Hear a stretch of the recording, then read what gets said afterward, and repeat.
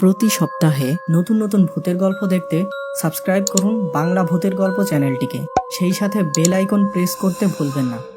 বন্ধুরা, আজকের সত্যিকার ভূতের ঘটনাটি পাঠিয়েছে ইসমাইল হোসেন হৃদয়। আর এই ভৌতিক ঘটনা ঘটে তার নানার সাথে। আর ঘটনার স্থান বাংলাদেশের ভোলা জেলা। আজকের বিশেষ প্রশ্ন, তোমরা কি কেউ কখনো রাতের বেলা মাছ নিয়ে বাহিরে অবস্থান করেছ? আর করে থাকলে কোনো অস্বাভাবিক কিছু ঘটেছে? আমার নানা ছিলেন একজন জেলে। গ্রামের পাশের নদীতে তিনি প্রতিদিন মাছ ধরতেন। তিনি রাতের বেলা মাছ ধরতে বেশি পছন্দ করতেন। ওই দিন ছিল পূর্ণিমা রাত। নানার শরীর ভালো ছিল না, তাই তিনি সিদ্ধান্ত নিলেন আজকে রাতে তিনি মাছ ধরতে যাবেন না। তবে তার ইচ্ছা হলো রাতে গ্রামের বাজারে যেয়ে বন্ধুদের সাথে কিছুটা আড্ডা দিয়ে আসি। যখন তিনি বাজারে পৌঁছালেন তখন সময় ছিল রাত 8টা। বন্ধুদের সাথে বসে একটি চায়ের দোকানে আড্ডা দিতে শুরু করলেন। এভাবে রাত প্রায় 12টার মতো সময় হলো। এমন সময় কিছু জেলে নদী থেকে ইলিশ মাছ ধরে নিয়ে বাজারে আসলো। চল ইলিশ মাছ দেখে আসি, ভালো মাছ হলে একটা কেনা যাবে। কিরে, তুই জানিস না আমাদের বাড়ি যাওয়ার রাস্তাটা ভালো না? এত রাতে ইলিশ মাছ নিয়ে গেলে বিপদ হতে পারে। এই কথা বলেই তার বন্ধুরা বাড়ির দিকে রওনা দিল। নানা কিন্তু তাদের অনুসরণ করলেন না। তিনি সোজা মাছ বাজারের দিকে গেলেন। সেখান থেকে বিশাল বড় দুটি ইলিশ মাছ কিনলেন। এবার নানা ভাবলেন আসলেই তো তার বাড়ি ফেরার রাস্তাটি ভালো নয়। নানা প্রকার ভূতের উপদ্রব সেখানে। এবার তিনি কিছু সিগারেট কিনলেন। তিনি কিন্তু সিগারেট খান না, শুধুমাত্র হাতে একটি আগুন থাকবে এই ভেবে তিনি সিগারেট কিনলেন। এবার তিনি তার বাড়ির দিকে রওনা দিলেন। রাস্তার দুই পাশে ছিল ধান ক্ষেত। কিছু সময় পর নানা পৌঁছে গেলেন রাস্তার পাশের একটি মসজিদের কাছে। এবার তিনি সিগারেটে আগুন দিলেন, কারণ এই মসজিদের পরেই আছে বেশ কিছু তাল গাছ। গ্রামের মানুষ বিশ্বাস করে এখানে ভূত বা পিশাচ বসবাস করে। বন্ধুরা, আমরা অনেক সময় কিছু জিনিস আমাদের ইচ্ছা ছাড়াও প্রমোশন করি, যেগুলো তোমরা অন্ধভাবে কখনোই ফলো করবে না। এগুলো শুধুমাত্র প্রাপ্তবয়স্কদের জন্য। হ্যালো সবাই, তোমরা নিশ্চয়ই কখনো ক্লান্ত হয়ে বাড়ি ফিরেছ এবং কিছু করার শক্তি ছিল না, কিন্তু এ সময় একটু বিনোদন পেতে চাও, তবে তা ঘরের বাহিরে না যেয়ে তাহলে চলো পরিচয় করিয়ে দিই পিন আপের সাথে। পিন আপে আছে বিশাল গেমের সমাহার, বিভিন্ন টুর্নামেন্ট এবং আরও অনেক কিছু। আর এখান থেকে দ্রুত ও নিরাপদ উত্তোলনের সুবিধা আছে। এখানে একটি পছন্দের গেম হলো ওয়াইল্ড ক্যাশ। আর এটি কেন এতটা ওয়াইল্ড? কারণ এখানে তুমি তোমার জয়কে বহুগুণ করতে পারো, যা তোমার অভিজ্ঞতাকে এক বিশেষ পর্যায়ে নিয়ে যাবে। এখানে আছে তোমাদের জন্য বিশেষ কিছু উপহার, 6 লক্ষ টাকা পর্যন্ত স্বাগতম বোনাস ও 250টি ফ্রি স্পিন, যা তোমার গেমিং স্কিলকে আরও উন্নত করতে সাহায্য করবে। পিন কমেন্ট ফলো করে রেজিস্ট্রেশন করো এবং বোনাস অফার কাজে লাগিয়ে তোমার স্কিল বাড়িয়ে নাও। এবার আবার ইলিশ মাছ নিয়ে হাঁটা শুরু করলেন নানা। মসজিদ পার হতেই তার মনে হলো কে যেন তার পিছু হেঁটে আসছে। তিনি দ্রুত পিছনে ফিরলেন, কিন্তু কাউকে দেখতে পেলেন না। এবার তিনি মনে মনে দোয়া পাঠ করে আবার হাঁটতে শুরু করলেন।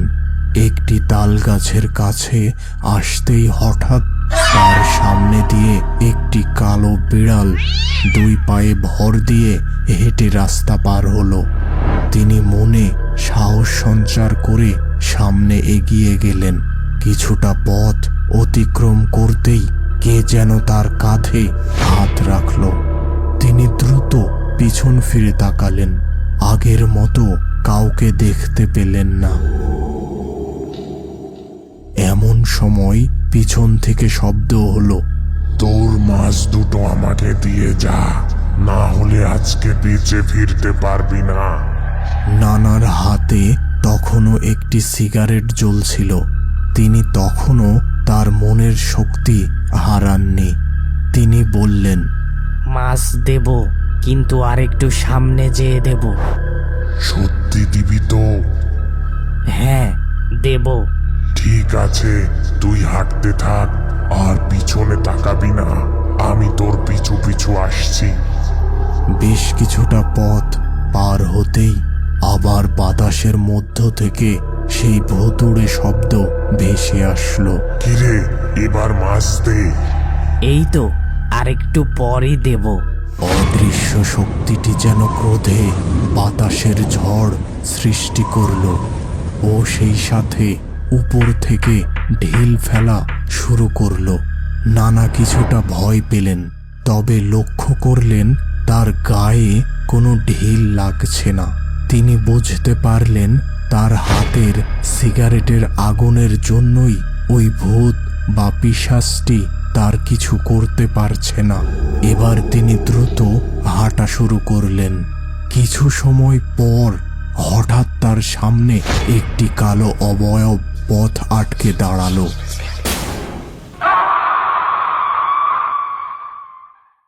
তিনি লক্ষ্য করলেন তার হাতের সিগারেটটি শেষ হয়ে তার আগুন নিভে গেছে।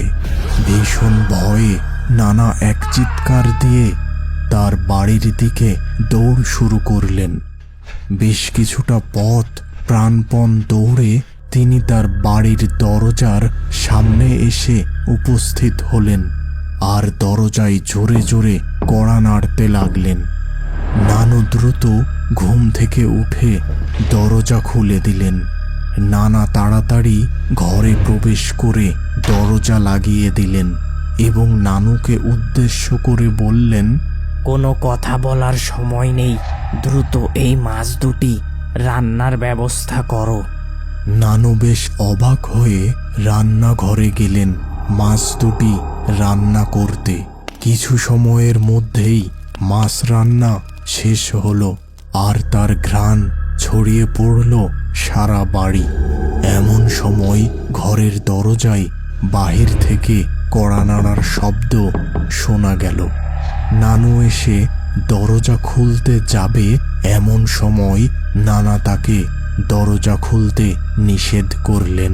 তিনি দরজার কাছে যেয়ে কান পেতে শুনলেন, আমাকে মাছ দে, না হলে কিন্তু তোকে বাঁচতে দেব না। নানা এবার একটি লোহার রড রান্নার চুলায় গরম করলেন এবং তাতে ইলিশ মাছের এক টুকরা বিধিয়ে অল্প দরজা খুলে বাহিরে ধরলেন। তৎক্ষণাৎ বাহির থেকে কে যেন ওই রডটি টেনে নিল আর সেই সাথে এক গগনভেদী চিৎকার। এরপরই সেই অদৃশ্য কণ্ঠে শোনা গেল, তুই এই কাজটি ভালো করিসনি, এর শাস্তি তোকে পেতেই হবে। ওই রাতে নানাদের সাথে আর কোনো প্রকার অস্বাভাবিক কিছু ঘটেনি। তবে সকালে নানা তাদের দরজার সামনে একটি মৃত কাক দেখতে পান আর ওই দিনের পর থেকে নানার শ্বাসের রোগ শুরু হয় এবং তিনি কয়েক বছর পর মারা যান।